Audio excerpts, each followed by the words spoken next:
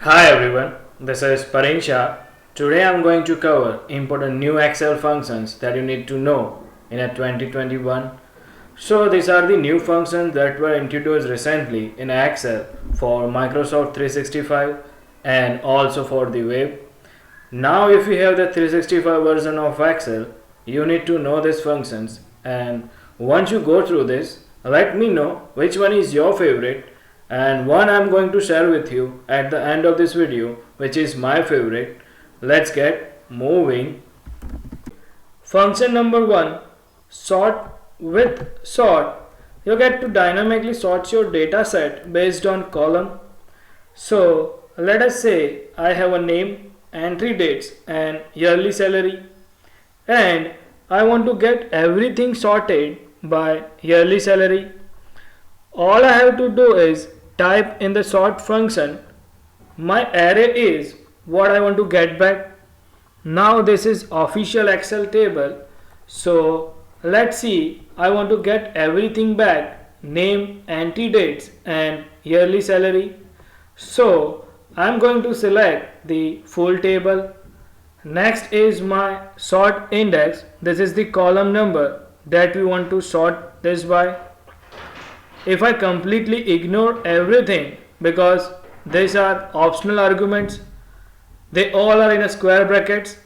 If I close the bracket and press enter, I sort everything automatically by the name here, and the sort order is ascending. That's the default. The notice the formatting didn't come with, so I'm going to grab the formatting from here and apply to my range. And if you're planning to expand your range, you can drag the formatting down to a few cells below. If I wanted to sort this by salary in a descending order, I can just update my formula. What is my sort index going to become? Number 3. The sort order, remember default was ascending. I want to go with descending. The last argument is whether I should sort by column or by row. Well, our data is in a row, so we are going to need false, and false is the default. So I don't need to mention anything. I just close the bracket here, press enter, and I have my data sorted by salary in a descending order. All of this is dynamic. If I add a new person here and let's say this person earns 2 lakh rupees, we are going to see Jayesh at the top of our rank here. And now let's update the date as well, and everything updates automatically. Now in case you ever want to sort a column by column, that's not your end result, you can use this sort by function. So let us say you want to get a sorted list of names based on salary, but you don't want to show entry dates or salary in a year end result. Here the array is going to be column that you want to get back, that's just going to be our name. Now, by what column do we want to sort by? Yearly salary.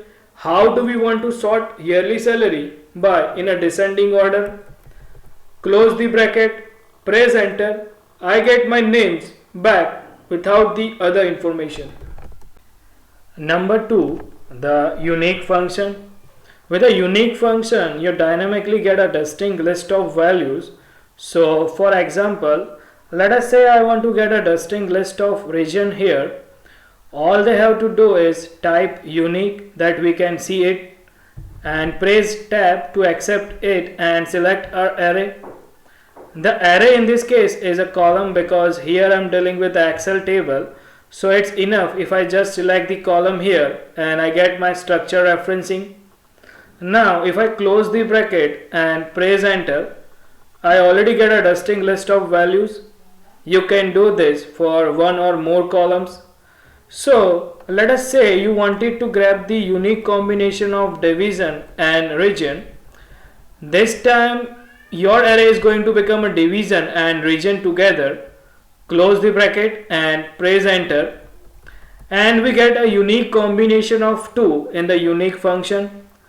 You also have additional arguments that might comes in a handy. So for example, let us say you wanted to grab the apps that only occur once in a data set.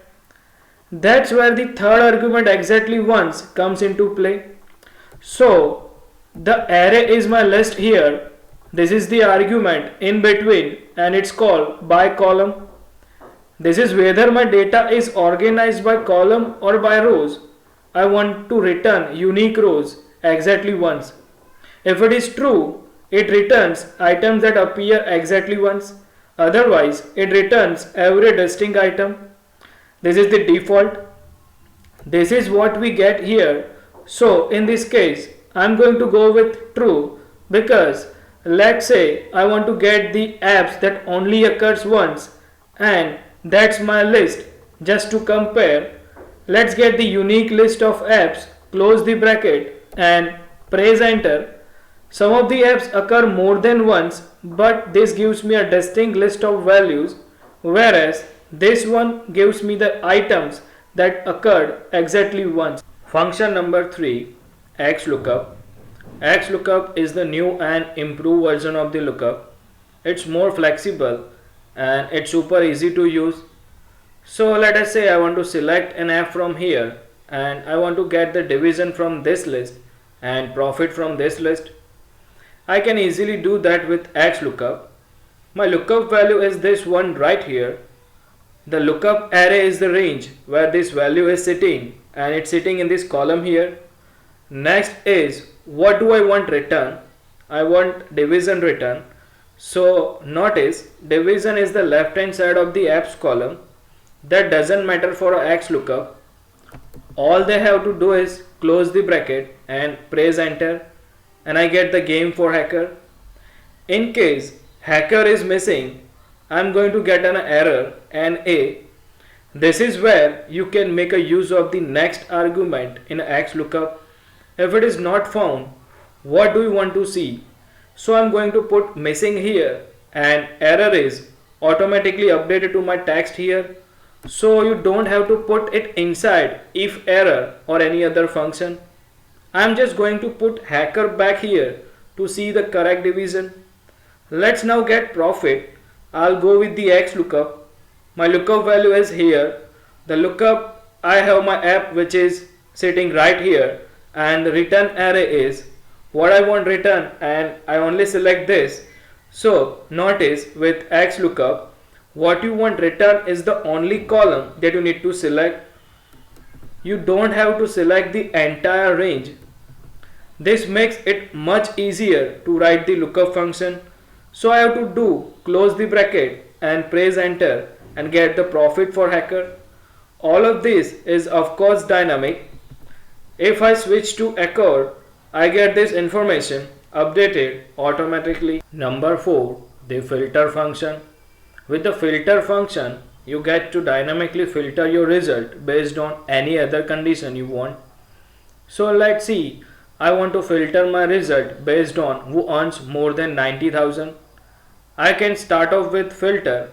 First thing I need is the array. This is the range I want to get back. So let's say I want both name and your salary back, then is include argument. Why wouldn't you include every row where your salary is greater than 90,000? Now I can't just reference 90,000 alone. I need to compare a range with this number. That range is my yearly salary range. If this is greater than the number I have in the cell now, when I close bracket and press enter, I get my list spilling into the next row. The formatting is not coming with. I am going to copy and paste it with the format painter. Now this is dynamic. If I changes this to 30,000, my list automatically updates. Now you might be wondering, can we also sort this? Yes, we can put the filter function inside the sort function and the array that we want to sort is our filter result. The sort index, let's say we want to sort by salary, that's index number 2, and the sort order I'm going to go with -1 for descending. Close the bracket and press enter and I get my filter result automatically sorted if anything changes in my list here. So for example, James end up earning 70,000. He is going to automatically pop up in my list. Function number 5, the sequence function. Sequence is an interesting function. It gives you a number in order that you want. So let's see, I want numbers ranging from 1 to 10 in a cell. All I have to do for rows is type sequence, then write 10, close the bracket, press enter, and I get 1 to 10 written here. Now if you take a look at the other arguments we have, let's say I wanted numbers to go to the next column. I'm going to put 2 for columns. Start the numbers we want to start from. Default is 1. That's why when I press enter and it only had a 10 in there, it started from 1. Step is accumulator. Default is 1.